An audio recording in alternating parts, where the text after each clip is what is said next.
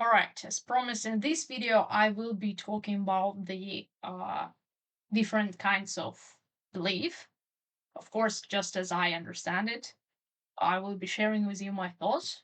And uh, the main purpose of video is to understand where is the difference between the blind phase and a positive phase, which makes things happen, which allows us to surpass the limitation, which allows us to move on and to continue our efforts, even when uh, the evidence at hand presents the opposite facts that we won't be able to achieve it.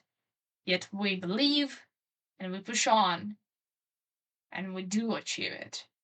And the blind phase, when we tell ourselves the thing that is actually similarly, oh, well, it's not true. We believe it to be true just because it's convenient and we want to, but it doesn't serve as a good purpose. It blinds us, and we're just becoming ignorant because the things that we lie ourselves about don't change. Um, we just act out the falsehood and we delude ourselves that this is a reality and we suffer because of it and the people around us suffer because of it. So,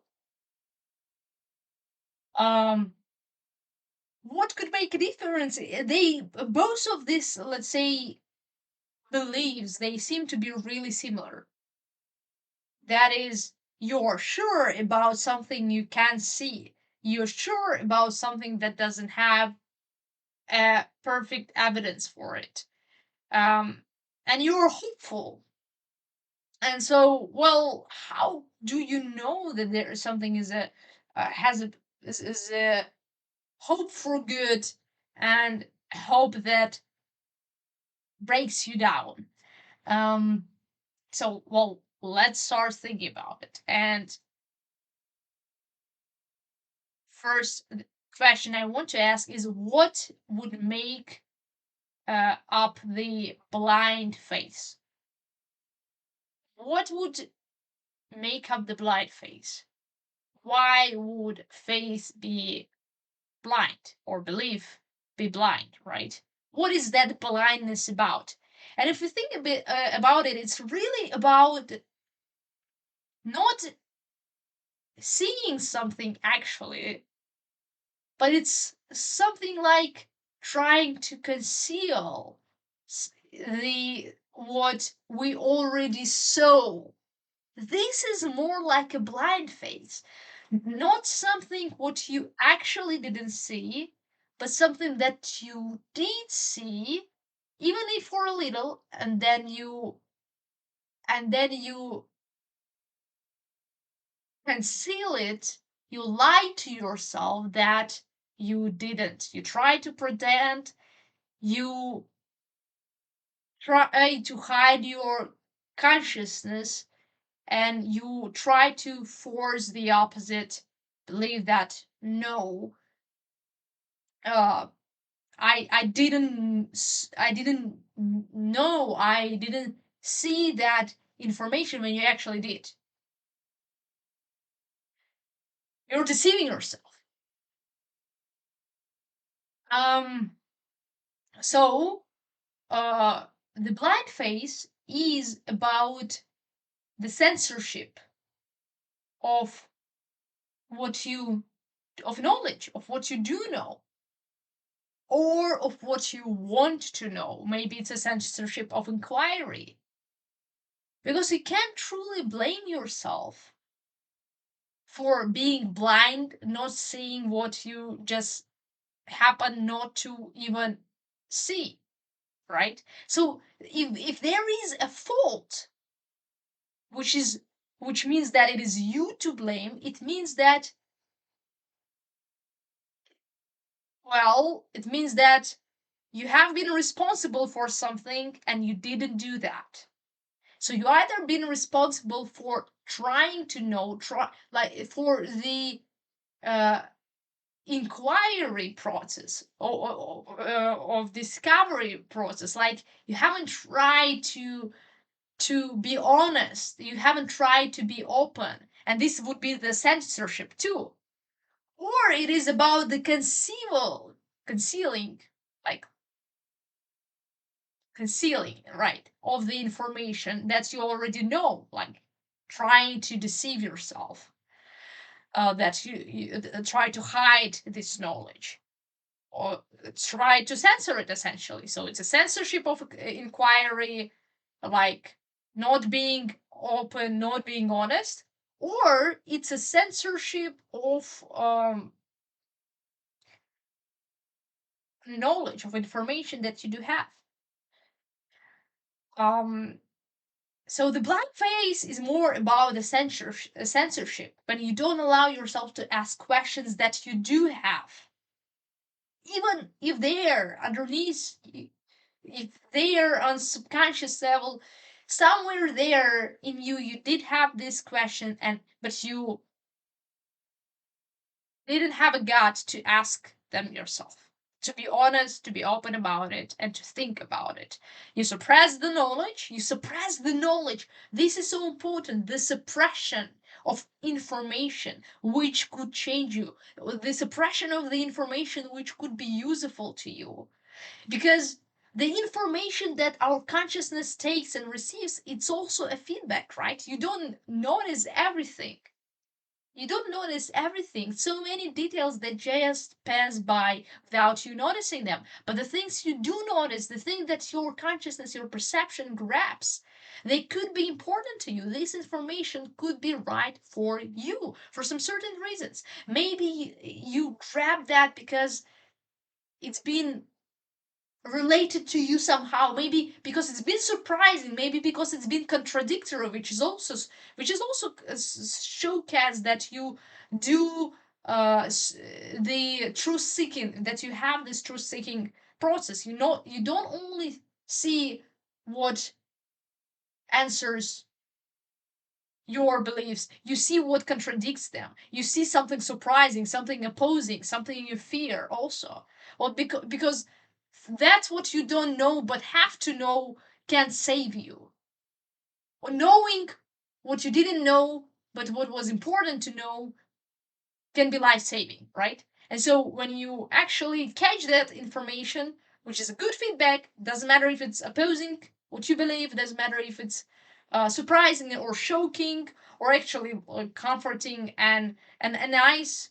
If you suppress this, if you suppress this feedback, you're not doing any good for you, and we call that blindness, ignorance. But it's something like a willful blindness. It's a willful ignorance, which is very interesting because it's exactly on point. Because it's willful because you it's not about just being confident in something or about believing. Believing or being confident in something is not necessarily bad. But trying to be confident by concealing the information you do have, you did grab, by hiding the truth underneath, the feedback of your perception underneath, hiding it, suppressing it, does you no good. It serves no good. So, well, it's ignorance and a blind faith, right? Because you did have this information, now you got it suppressed, and now uh, you don't have the useful feedback. Now, let's go to let's talk about uh, the positive kind of belief, which actually works for your good, um, brings you positive consequences. Let's say, um, makes you more knowledgeable instead of less knowledgeable, makes you more capable instead of less capable, and makes you more honest perhaps than less honest. And so, well, this belief would be a different kind of belief, right? It would be an honest belief in which, well, at least you don't suppress the feedback you receive. You build your belief on it. You adapt your perception to it and you build on it. And to make it uh, clear, let me bring an example for you. And I like to bring this example because it's related to something I like to do, and this is drawing. So let's imagine an artist drawing a picture, drawing an art. And so, mm, so imagine to draw something good, artist has to try multiple times. To become a master, has to fail multiple times. These are not a big news. And so you have to do it, you have to fail and fail again and be miserable and acknowledge that you're a fool, acknowledge that you can't draw multiple times until you just would be able to do that. Until that one moment or point when it all starts to uh, look better. But before that, all the times when you just started drawing, it looks just horrible. So you were not even able to show it to anyone. That's how horrible it looked. It looked like you won't be able to draw it at all. It looked like drawing is just not for you, and you should simply give up. And so, well, that's the process the artists and people in other fields goes through, right? It's the process of learning, of moving forward, of efforting, right? And of actually trying when it's hard. And um, when we do something like that, there when we do something that is actually hard, like it's actually hard, we almost always suck at it in the beginning. We almost always fail because it is hard and because we are not an expert yet. We haven't learned yet how to do it. We're requiring a new skill. And so we fail and we're becoming full. Right. And so let's imagine what belief would do on that point and how it could move and push us forward into progression, or how it could actually decrease our potential and decrease our development and growth. Because essentially, as I talked in previous video about capacities, belief is what we need to push our capacities, to expand and increase our capacities. Okay, right. So what kind of difference would a blind belief and an actual productive belief do in that scenario? So I'm drawing and I fail again and again. I fail again and again, and I'm drawing for 2 hours, and it looks nothing but good. And I want to stop. What would be a blind belief here? Let's say, just actually, what would be a blind faith here? A blind belief? Would it be not to believe that I actually can do, or would it be or would it be not letting myself to see that I'm doing these mistakes even? All right, so there are different possible alternatives of me believing that I can do it. I can push through that. I can draw great. And there is slight difference between these two alternatives. First alternatives, I believe I have the confidence that I can do it, but by not allowing myself to see and notice what I do wrong, by not allowing myself to notice where it doesn't look good, by not allowing myself to notice where it's not all right with me, by not being honest with myself, by not allowing to notice that I didn't actually get in that line what I wanted to get. So dishonesty, it's dishonesty on some personal individual level. You're dishonest with yourself. You do have a judgment on because you're a conscious being. You think about yourself thinking. You have an instant judgment of the things you do, right? And you're like, that doesn't look good. And so you can numb this judgment. You can try to suppress it, like, this looks great. And they're like, this is perfect. But you could do it. You could do it, absolutely. But would it be useful to you? Or is this feedback actually a guide, no matter how inconvenient it is, a guide to for your improvement? Is this feedback of your consciousness? Is a feedback for your growth and development? And we know that systems to improve, they need a constant feedback within themselves, right? And so we are a system too, a biological system at least, and then we need this inbuilt system of feedback, right? uh Inbuilt feedback, so we would grow rapidly. And we people outside also notice when someone is just being blankly blindfold or ignorant. You see someone drawing like a 5 years old uh level of drawing, and they are saying, oh, look how, maybe how good it is. Or you're just saying, this like looks not that good, and they're like, that looks great. I don't want to hear anything. This is look awesome. I'm actually such an expert and a master. I have such a skill. And people would usually not like it. How long can you pretend that you have a good skill? you know we have seen people who actually tried, who actually effort, who actually developed the skill of depicting the thing with the, like, not only accuracy but a beauty, which is important. And you just did their 2 lines to create this stick man, and you sell it for 5 millions, and now, and I guess good for you, you're a good businessman. But you think and deceive yourself that you can grow.